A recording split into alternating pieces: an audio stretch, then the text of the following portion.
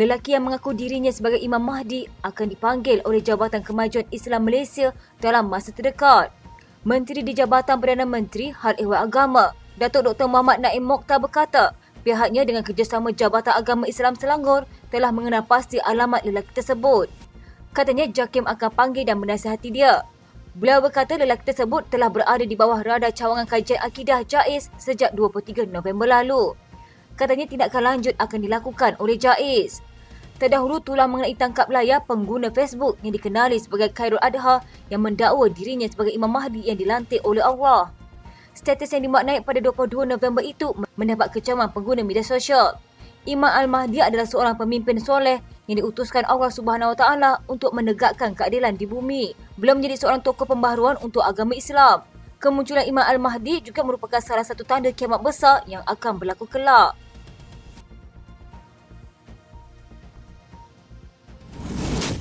Pertikaman lidah antara Menteri Pelancongan Tiong Kin Sing dan Menteri Besar Kedah Sanusi Makno menjadi semakin hodoh apabila masing-masing mengeluarkan kata-kata lebih ekstrim.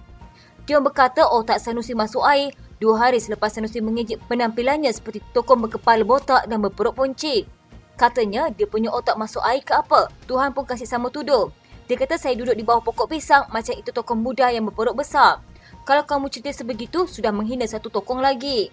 Sanusi dalam sidang Dewan Undangan Negeri Kedah Rabu lalu menyelat Tiong dengan berkata dalam lorak Kedah, muka dia kalau saya ajak jadi macam tokoh hak kepala botak itu, hak perut boncet itu. Dia berkata demikian ketika mengkritik Tiong yang menurutnya tidak memberikan sebarang pandangan ketika mesyuarat mereka dengan wakil kerajaan Thailand di Sadao, Selatan Thailand pada 27 November. Malah Sanusi yang juga terkenal dengan cakap lepasnya itu turut mengejek Tiong dengan berkata, muka tak ada tarikan pelancong langsung. Bagaimanapun Sanusi juga membangkitkan jumlah kemasukan 4 juta rakyat Malaysia ke Thailand setahun berbanding hanya 1.3 juta dari negara Gajah Putih itu ke Dun Kedah. Berkaitan Melangkawi, pusat pelancongan utama Kedah yang menjadi punca pertelingkahan kedua-dua mereka sebelum ini, Sanusi menuduh Tiong seperti hendak mensabotaj. Katanya, tapi menteri pelancongan kita kempen macam sabotaj Langkawi. Kata di Langkawi tak boleh pakai suara pendek lah, pelancong diganggu. Sementara itu, Tiong dalam kenyataan bertulis dan videonya berkata dia tidak tahu sama ada hendak ketawa atau menangis mendengar hujah Sanusi. Katanya Sanusi kena rasuk ke sampai tergamak mengeluarkan kenyataan sedemikian. Inikah mentaliti dan sikap seorang MB? Tiong juga memulangkan paku buah keras dengan berkata Sanusi tidak tahu protokol dalam mesyuarat apabila meminta nasi tambah ketika jamuan untuk pemimpin kedua-dua negara. Katanya bila acara makan tengah hari rasmi, you makan satu piring tak cukup, minta piring kedua. Saya sebagai menteri, saya pun pelik nampak menteri besar tak tahu protokol, tidak tahu menghormati.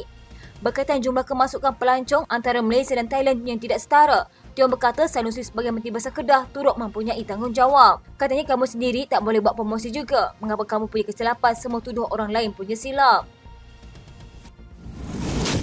Ahli Majlis Kerja Tertinggi UMNO Muhammad Puan Zakashi berkata, keengganan pembangkang untuk berunding dengan kerajaan berkaitan peruntukan adalah punca daripada Pengerusi Perikatan Nasional Muhyiddin Yassin. Puan berkata Muhyiddin yang juga Presiden Bersatu sebenarnya malu untuk berunding. Katanya sudah tentu Muhyiddin malu jika PN berunding dengan Anwar Ibrahim pasal peruntukan wakil rakyat PN. Muhyiddin lebih rela tanggung risiko MP Bersatu sokong Perdana Menteri Anwar Ibrahim.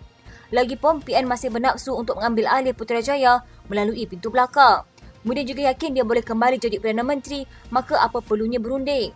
Malah paling utama, Puan berkata, Ahli Parlimen Paguh itu berasa amat malu dengan parti yang memecatnya daripada jawatan timbalan Presiden sebelum ini. Katanya Muhyiddin rasa amat aib dengan UMNO, berunding dengan Anwar umpama mengemis pada UMNO, kerana UMNO adalah co-pilot kerajaan perpaduan. Dia tahu UMNO bukan penumpang. Timbalan Presiden PAS Tuan Ibrahim Tuan Man mendakwa kerajaan PHBN mengamalkan politik rimba kerana enggan menyalurkan peruntukan kepada wakil rakyat pembangkang. Ini di sebalik penjelasan berulang kali kerajaan bahawa peruntukan hanya akan disalurkan selepas perbincangan dengan kerajaan. Di sebalik penjelasan bahawa peruntukan untuk wakil rakyat pembangkang hanya akan disalurkan selepas perbincangan dengan kerajaan, namun pemimpin Perikatan Nasional terus enggan berbuat demikian. Mereka sebaliknya mendakwa kerajaan PHBN mengamalkan politik rimba. Malah Timbalan Presiden PAS Tuan Ibrahim Tuan Man berkata, sekatan oleh kerajaan hari ini terhadap pembangkang bukan sikap demokratik seperti yang dilaung-laungkan oleh PH bekas rakan pakatannya sebelum ini. Katanya siapa nak peruntukan? Sokong kerajaan kita bagi peruntukan. Inilah gaya politik rimba yang diteruskan oleh kerajaan hari ini, di mana reformasinya telah berunding namun tetap sama. Kecewanya pada hari ini, reformasi itu telah terkubur. Rabu lalu, Timbalan Perdana Menteri Fadila Yusof berkata, peruntukan untuk wakil rakyat pembangkang belum dapat ditentukan kerana Ketua Pembangkang Hamzah Zainuddin belum lagi berbincang dengannya. Fadila berkata disebabkan itu Perdana Menteri Datuk Seri Anwar Ibrahim masih berharap Hamzah akan mengadakan perbincangan berhubung soal peruntukan itu terlebih dahulu sebelum sebarang keputusan dapat diambil.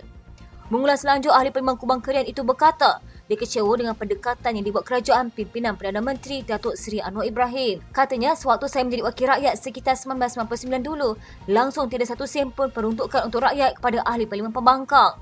Pembangkang bersama-sama rakyat pada ketika itu bangkit mendesak supaya diubah sistem-sistem rimba dengan agenda reformasi.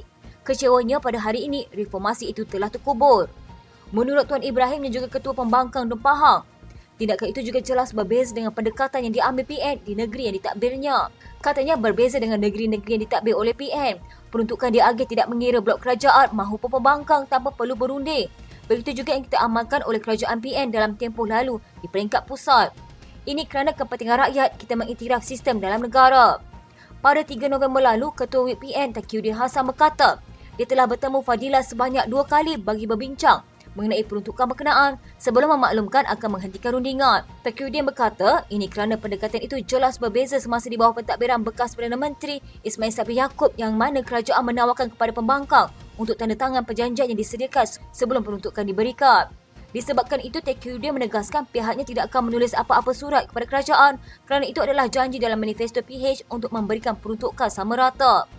Sebelum ini, Anwar berkata peruntukan untuk Ahli Parlimen Pembangkang akan disalurkan jika mereka bersedia untuk berunding dengan kerajaan. Isu rombakan kabinet timbul kembali dan kali ini ia melibatkan nama para pimpinan PKR. Media memetik 2 sumber termasuk dari PKR yang berkata Menteri Kesihatan akan ditukarkan. Portfolio tersebut kini dipegang oleh Dr. Zaliha Mustafa. Katanya beliau dan Perdana Menteri Datuk Seri Anwar Ibrahim berbeza pandangan mengenai pengurusan kementerian. Sekiranya Zaliha digugurkan, calon pilihannya akan menggantikannya ialah Menteri Pendidikan Fadlina Siddiq, manakala Menteri Sumber Asli Alam Sekitar dan Perubahan Iklim Nik Nazmi Ahmad akan mengambil alih portfolio pendidikan. Portfolio pendidikan kepunyaan PKR dan buat masa sekarang, Nik Nazmi paling layak untuk kedudukan tersebut. Kekosongan jawatan Menteri Perdagangan Dalam Negeri dan Kos Sara Hidup ekoran kematian Datuk Seri Salahuddin Ayub akan diselesaikan dengan melantik Ahli Parlimen Shah Alam Azli Yusof dari Amanah. Katanya pelantikan Menteri Kewangan kedua tidak mungkin berlaku memandangkan Anwar mempunyai 2 timbalan.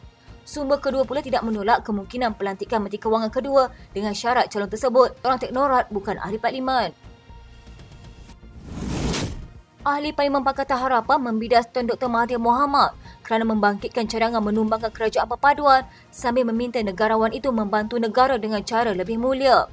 Ahli Parlimen Ledang Syed Ibrahim Said Noh berkata, kerajaan pimpinan Anwar Ibrahim berusaha setahun itu perlu diberi peluang untuk melaksanakan pelbagai perubahan selain memulihkan ekonomi yang terjejas pasca COVID-19. Menurut wakil rakyat PKR itu, sebagai bekas Perdana Menteri berstatus negarawan, Mahathir sepatutnya berkelakuan lebih baik dan menggunakan pengalaman lebih 2 dekad untuk bersama kerajaan menyelesaikan bakul ekonomi rakyat. Katanya, bagi saya mudah sahaja kita dah ada 2/3 majoriti, politik pun stabil, apa perlunya perubahan kerajaan dicadangkan Mahathir untuk betulkan kerajaan ini? Apakah tekanan yang membuatkan ahli parlimen kerajaan mengalihkan sokongan? Saya rasa sekarang ini sebaliknya berlaku apabila ramai di kem pembangkang sedang berfikir untuk bersama pemerintah. Mahathir berkata Perikatan Nasional mampu mengambil alih Putrajaya sekiranya ahli parlimen blok kerajaan mengalihkan sokongan kepada gabungan itu tanpa keluar parti seperti dilakukan 5 wakil rakyat bersatu.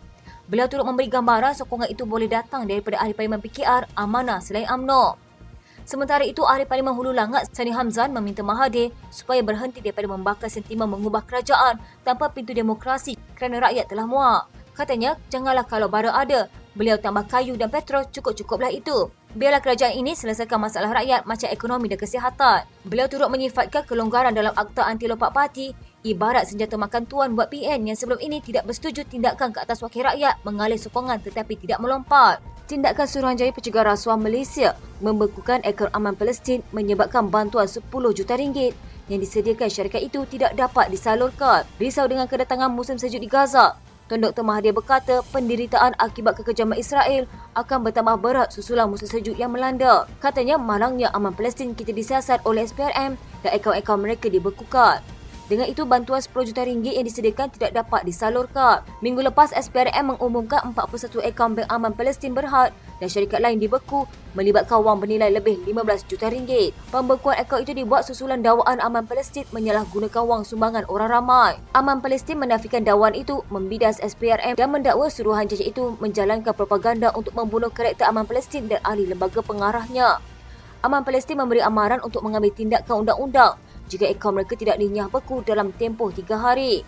Mahathir berkata SPRM boleh meneruskan siasat tetapi wang itu harus dibenar dihantar kepada rakyat Palestin. Katanya jika SPRM sangsi sama ada wang tersebut akan sampai kepada rakyat Palestin atau tidak, mereka boleh hantar pegawai mereka mengiringi wakil aman Palestin yang diamanah menyalur wang tersebut kepada rakyat Palestin. Jika tidak, SPRM turut sama mendera rakyat Palestin yang sedang memang menderita akibat deraan Israel. Aman Palestin ditubuhkan pada 2004 untuk menyalurkan bantuan kemanusiaan dan mengumpulkan dana untuk rakyat Palestin yang terjejas akibat pendudukan Israel. Ia diasaskan oleh bekas Presiden Ikatan Muslimin Malaysia Abdul Aziz Abdul Rahman. Abdul Aziz menjadi Presiden Aman Palestin sehingga 2018 dan kini berkhidmat sebagai pengerusi eksekutifnya.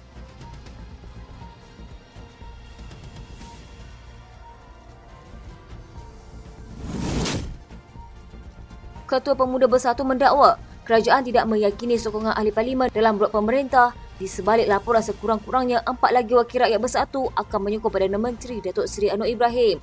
Wan Ahmad Faisal Wan Ahmad Kamal mendakwa ada usaha untuk menarik sokongan ahli parlimen bersatu tetapi partinya akan berusaha memastikan tiada lagi wakil rakyatnya menyokong Anwar. Katanya rancangan sedemikian akan sentiasa ada kerana kerajaan semasa tidak yakin dengan sokongan ahli parlimen pemerintah. Jadi mereka harus terus melakukannya untuk melemahkan pembangkang. Tidak menghairankan mereka bermain peran saraf dengan kami. Mendakwa lebih ramai akan menyokong kerajaan perpaduan. Wan Ahmad Faisal yang juga ahli parlimen Malaysia mengulas laporan media mendakwa 4 atau 5 ahli parlimen bersatu akan menyokong Anwar yang menurut sumber wakil rakyat dari Kedah, Perak dan Terengganu.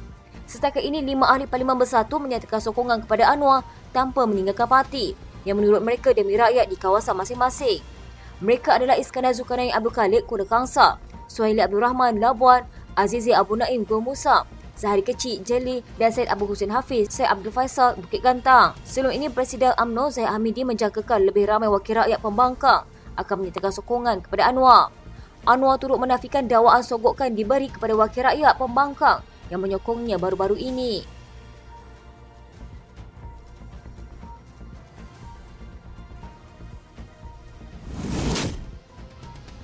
Setiausaha Agung UMNO Datuk Dr. Ashraf Wajdi Dusuki membidas kenyataan Tan Sri Abdul Hadi Awang berhubung kenyataan Presiden PAS itu bahawa pilihan raya Kecil Kemaman adalah detik untuk mula tukar kerajaan.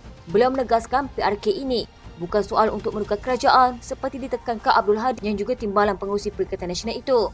Katanya ini sama ada igawan atau pemimpi kerana setiap kali dia cakap seorang lompat beri sokongan kepada Perdana Menteri. Hari ini ahli parlimen yang menyokong kerajaan perpaduan ada 153 orang sedangkan ahli parlimen PN ada 69 orang. Jadi macam mana nak tubuh kerajaan? Kena ada 112 orang, sekarang ni ada 69 orang, nak cari mana lagi? Sehubungan itu Ashraf Wajdi yang juga pengerusi Majlis Amanah Rakyat memberi jaminan bahawa tiada mana-mana ahli parlimen UMNO akan berperintadah menyokong PN bagi membentuk kerajaan. Katanya kononnya dia sedang pujuk ahli parlimen kita dan saya sebagai Setiausaha Agung UMNO nak beri jaminan tidak ada seorang pun ahli parlimen kami yang akan berperintadah, tak ada. Sebelum ini, Hadi memang umum dikenali tidak sudah-sudah menimbulkan kemungkinan kononnya PN masih boleh menukar kerajaan perpaduan di peringkat pusat. Bekas Menteri Besar Terengganu sepenggal itu mengakui PN masih berusaha menarik sokongan pemimpin UMNO yang tidak menyokong kerjasama parti itu dalam kerajaan perpaduan untuk bergabung dengan mereka.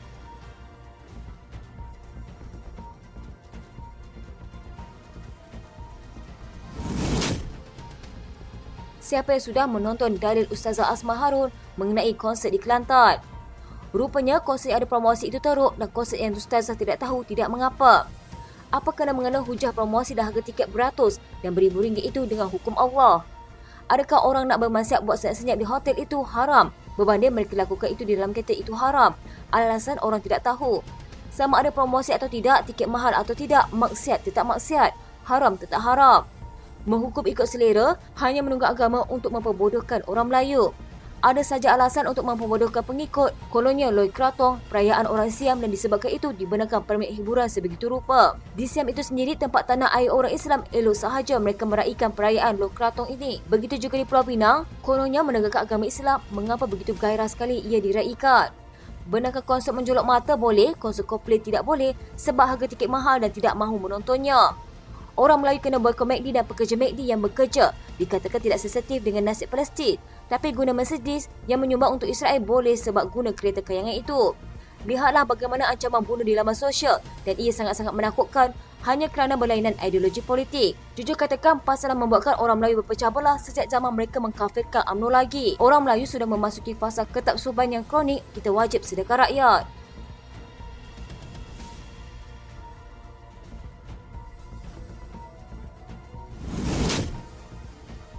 Datuk Awang Hashim Perikatan Nasional Pendang mendakwa menerima ugutan daripada Datuk Syed Abu Hussein Hafiz, Syed Abdul Fasal, Perikatan Nasional Bukit Gantang dan keluarganya. Bangun sejurus selesai sesi soal jawab lisan di Dewan Rakyat. Awang mendakwa diugut menerusi panggilan telefon pada Selasa lalu. Hari yang sama, Syed Abu Hussein mengumumkan secara terbuka sokongan terhadap kepimpinan Perdana Menteri Datuk Seri Anwar Ibrahim. Katanya saya diugut 2 malam lepas menerusi panggilan telefon oleh Bukit Gantang. Beliau cuba memberi penjelasan kepada Yang di-Pertua Dewan Rakyat Tan Sri Johari Abdul berhubung ugutan berkenaan dan menjelaskan ahli parlimen wajar diberi perlindungan jika berdepan insiden sedemikian. Bagaimanapun, Johari meminta Awang mengemukakan usul berhubung perkara terbabit. Katanya saya minta buat usul, itu keputusannya. Tak bolehlah buat macam ini, utarakan tanpa ada usul. Awang yang dilihat tidak berpuas hati dengan keputusan itu mempertahankan tindakannya dan mendakwa Johari bersifat emosi. Katanya saya hanya nakkan perlindungan. Hulu langat Pakatan Harapan Muhammad Sani Hamzah buat apa pun tidak mengapa. Tidak bolehlah macam itu. Saya tengok Tan Sri Speaker emosi dengan saya. Johari yang enggan isu itu diperpanjangkan menjelaskan kedudukannya membataskan beliau melayan semua permintaan ahli parlimen. Katanya kita ini berkawan, tetapi bila saya duduk di kursi ini, saya hilang kawan. Kena ingat, rakyat hantar kita, mereka mahukan produktiviti. Bagaimana untuk saya layan semua permintaan? Jadi saya minta masukkan usul berhubung dakwaan diugut. Selasa lalu, Awang pada sesi perbahasan Rang Undang-Undang Kewangan nombor 2 2023 mendakwa Syed Abu Hussein Hafiz mengambil keputusan menyokong kerajaan perpaduan kerana ada agenda tersembunyi.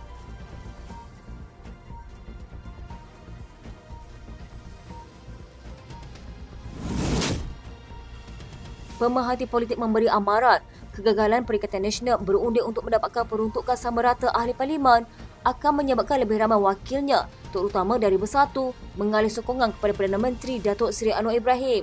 Fellow Majlis Profesor Jeneri Amir berkata, pimpinannya perlu bersikap realistik berdepan krisis lebih besar, iaitu kehilangan kepercayaan ahli parlimen sendiri berbanding menjuarai media sosial dengan mencipta naratif mahu menumbangkan kerajaan sebelum PRU 16. Katanya salah satu cara terbaik untuk menghentikan tindakan mengalih sokongan adalah membuka pintu rundingan dan bersedia untuk bertolak ansur. Itu sebaik-baiknya berunding. Saya tidak faham mengapa PN berkeras tidak mahu berunding dengan kerajaan sedangkan kerajaan sedia untuk berunding. Kalau ini tidak dikengkang dengan pantas, tidak hairan kalau ada lagi akan mengalih sokongan. Ahli Parlimen Bukit Gantang, Syed Abu Hussein Hafiz, Syed Abdul Faisal mengumumkan menyokong Anwar disebabkan kecewa PN tidak berunding bagi mendapatkan peruntukan wakil rakyat pembangkang. Wakil rakyat penggal kedua itu juga berkata, beliau tidak diukur atau diberikan tekanan mana-mana pihak dalam membuat keputusan yang diumumkan secara terbuka pada sidang Dewan Rakyat. Beliau mengikut jejak Azizi Abu Naim Gua Musa, Suhaili Abdul Rahman Labuan, Iskandar Zulkarnain Abdul Khalid Kuala Kangsar dan Zahri Kecik Jeli yang menyatakan sokongan kepada kerajaan perpaduan demi kebajikan rakyat di kawasan masing-masing. Pada 3 November lalu, Ketua Whip Perikatan Nasional Taqiyuddin Hasan mengesahkan gabungan itu tidak meneruskan rundingan dengan wakil kerajaan mengenai peruntukan sama rata ahli parlimen pembangkang kerana mendakwa diminta menyatakan jaminan tertentu. Azmi Hassan daripada Akademi Nusantara juga bersetuju peralihan sokongan itu berkait dengan krisis kepimpinan yang dihadapi Bersatu ketika ini, bukannya atas sebab simpati dengan nasib pengundi mereka. Katanya masalahnya kepimpinan Bersatu hilang arah tuju. Faktor peruntukan itu hanya nak menutup supaya tidak digelar ahli parlimen belok pada parti. Ia tidak akan terhenti dengan Bukit Gantang. Mungkin ada 1-2 lagi sokong Anwar, terutama apabila Muhyiddin Yassin mengatakan kesanggupan untuk mempertahankan jawatan Presiden. Jeniri pula berkata sepatutnya Perhimpunan Bersatu tempoh hari meyakinkan ahli, tetapi apabila ada lagi wakil rakyat sokong kerajaan yang memberi gambaran berlaku ketidakyakinan berterusan dalam Bersatu sekaligus memberi tamparan hebat kepada Muhyiddin.